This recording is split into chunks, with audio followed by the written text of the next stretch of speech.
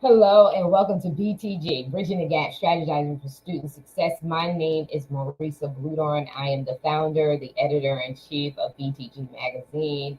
And I'm so excited to be with you today. And in our last segment, we talked about the three ideas of strategic planning. God really put it on my heart that we do a lot of things in organizations and companies. We learn all of these great, amazing tools and we get access to all of these resources. And one of the things that we learn in organizations is called strategic planning. And I realized that we're not using them in our homes, or we're not using them with our young people. We think that some things are for adults, and we don't realize that if we teach them to our young people, they can be very, very successful. And one of those things is strategic planning. So in our last segment, we talked about the three ideas of strategic planning, which were formulation, implementation, and evaluation. And today we're going to talk about the contingency plan. So taking center stage and owning it with me is the BTG, Inspiring Coach Ray, and Dr. Natasha Pallard. They are in the house. They're in the house. And we're talking about four types, but I really want us to focus this segment on the contingency plan, right? So there are four types of strategic planning. There's the strategic planning, operational planning, tactical planning, and contingency plan. We know that the strategic plan is putting in the strategy. What is it going to be? The operational is how's it going to work? How's everything? And the tactical is all the stuff that we're going to need, how we're going to, implement it. But what I want to talk about today and really focus on, and what we don't normally do with our young people, is teach them a contingency plan, right? How important is that? And we talked about evaluation, but evaluation is that part that we get to capture. Like, if this don't work, what's plan B, or what's the contingency plan? So talk about when you hear that for our young people, introducing to them to be aware that you have to have a contingency plan. Coach Ray, what are your thoughts about that? That's my thoughts on that are very big because we have a lot of young people who don't have those, and we're seeing the results of not having contingency plan every day. As a coach and as a mentor, one of the things I try to tell, especially my student athletes, what's plan B? Because everybody ain't going to the league, which is being real. So what's plan B? Everybody's not going to Division I college, so what's plan B? So okay, let's sit down and talk of a just in case. Not saying, and I think what it is now, and I'll be brief on this part, is if you tell them that there's a chance that they might not make it, they think you're trying. They think you're hating on their ability. It's not what we're doing. We're trying to tell you that the statistical numbers say that everybody can't make it. So instead of you graduating and thinking you're supposed to make it, okay, what is the plan if you don't? What's the fallback? That's what I try to teach. I try to teach the fallback so we don't have a lot of kids just wandering around aimlessly. Mm-hmm. Dr. P? Definitely. And coach, as you talk about that and then we use that word, that actually came up a lot, even in these last few years. Being able to say to students, for instance, look at how 2020 started.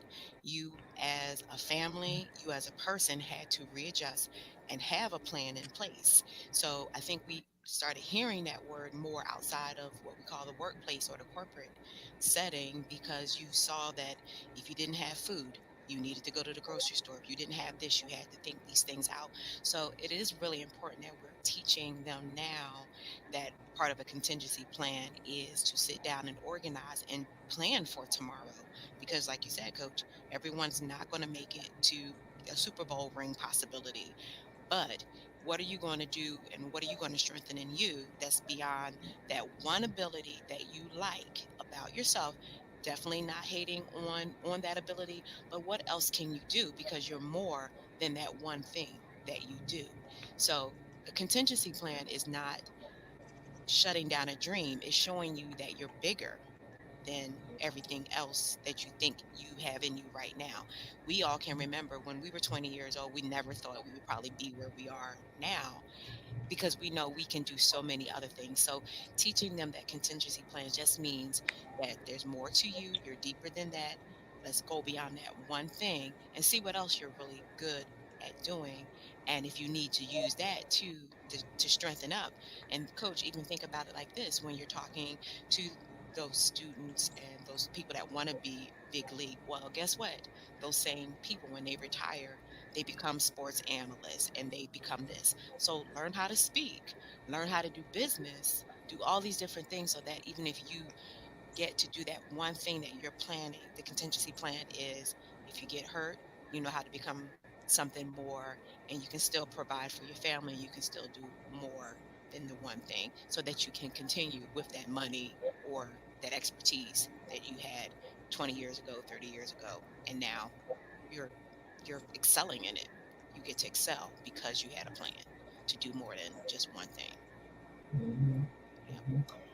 Yeah, and just speaking to Coach Ray, what you said in the beginning when you said they feel like you're attacking their dream,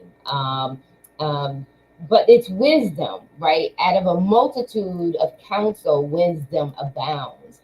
It's just wisdom, and it's a reality check, and it's realistic that if Plan A doesn't work, companies have contingency plans, because that's where this is coming from. This is coming from what organizations do to ensure their success. So if organizations do it to ensure their success, we should be doing it to ensure our own success, because these are proven methodologies and practices. And so the real deal is this: strategies are designed to give you a point of focus. In our last segment, Coach Ray, you talked about, when you don't have a plan, you're all over the place, right? You're all over the place, and sometimes you're like that hamster in the wheel. You just keep going and going, and you don't see any progress, or you don't see any growth, and you don't see anything worth celebrating, because you're just on a wheel. You're just doing, and aiming in the dark. What can a contingency plan does is it ensures your success. It gives you a backup plan. It may not be so. Don't get so caught up in the one thing that you miss the thing, right? Don't get caught up in the one thing that you get. What did it say? Don't put all your eggs in one basket. Right. Contingency plans cause you to have insurance, a backup plan, so that if this doesn't work, this will work. And so it's very important. It's called what? Critical thinking. Critical thinking. And that's what we have to give our young people. We have to provoke them to think critically, and think with wisdom, and project out and far into the future. Don't just think of today, project far out to the future. I remember, I think it was Susie Oman. If you put just a small amount away today, if our young people would just save $100, I believe it is, a month, that by the time they turn 30, or in their 30s, that they will be millionaires. Critical thinking, people. We're stop aiming in the dark, stop looking for something to just go viral. You got to have a strategic plan. You have to have plan, and then you have to have a strategy behind it. I think this was really, really good. Again, we're talking about the four different types of strategy planning, and we're focused on contingency plans, because it is one of the things that we don't talk about. We don't have these conversations at our dinner table. We're not having these conversations when we're dropping the kids off, or when we're walking to the bus, or when we're waiting for the Uber or the Lyft or whatever. We're not having these conversations, and these should be conversations that we're having on a regular basis with our young people, to make it a part of their normal mindset. We have to introduce this concept to them. And so, Dr. Coach Ray, let me know what's on your mind. And see you over there itching. Let me know what you're tapping in. So let me know. The Dr. Coach Ray thing. Well, we gonna get there soon. So, um, I'll say this. I'll say that one of the things that we have to do is we just got to be honest with our kids. We got to be honest with people. We can't make them think that things are going to always line up perfectly. Unfortunately, injuries happen. That college you shot for, you might not get into. That job you worked for, you might not get. All these years of plans that you put through, something might not happen the right way you thought it was at the time you assumed it should happen. So what's next? That's the big thing I'm trying to focus on with young people now is what's next. Don't stop when things don't look good. What's next? What's your next move? Don't wait until you're back against the wall to say, I need to make a change. When you start seeing things move out of alignment, what's next? How do I realign these things back up so I can go on this? I might have to take a different path to get to my initial goal. That's okay. And I think we have to get them to understand it's okay if you got to take the scenic route to get to your goal, or even in that scenic route, you might find something more. You might find a sense of purpose that you didn't think you had in that scenic route. Trust me, I'm a proponent of that. When you take the scenic route, you find a sense of purpose that you didn't think you had. So it's okay. It's okay, I promise you. Awesome. Dr. P? Yes, like you said, we can be hard on our students and our kids as well. And that may even just be a reflection of what's going on in our lives. And we never want to do that. And we're not intentionally doing that, hopefully, as well. So, as we're realigning and just trying to figure that out, what is the plan? We often hear about sitting down, what we call the family meetings, and maybe bringing that back in if you've not even started doing it. Bring that in and sitting down with our students and with our kids, we as adults, we as parents, and saying, okay, how can we grow? How can we get this together? Because we still all have learning and growing to do. So it's never too late to figure that out. And let's start on day one. Let's start on day two. Let's restart on day three if we don't get it right back from day one. So it's not that hard. We can make it harder than it needs to be. So hopefully, that's part of the best way. It's like starting a new journey and into getting this student success correct, and definitely making sure that they know the value of that they're bringing to not only to their own self to themselves, but to others in the community as well.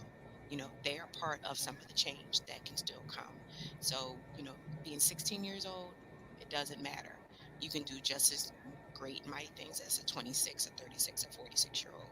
So we want to hear what you're doing, and so speak back to us, even as adults, to tell us what you need also. So Very good, very good. We don't have to be Debbie Downers, but we do need to provoke our young people to think critically and strategically, and to be okay with change, and to be awake to the skills that they should be developing along the way. What in any experience, what skill set, what competency can you walk away with? Because everything is a learning experience. And so we want our kids to learn how to speak, to be strategic thinkers. We want them to know that they have to have a plan B. And we want them to know that it's okay that if one thing doesn't work out, don't get stuck on that one thing, that there are other things that they should have in place.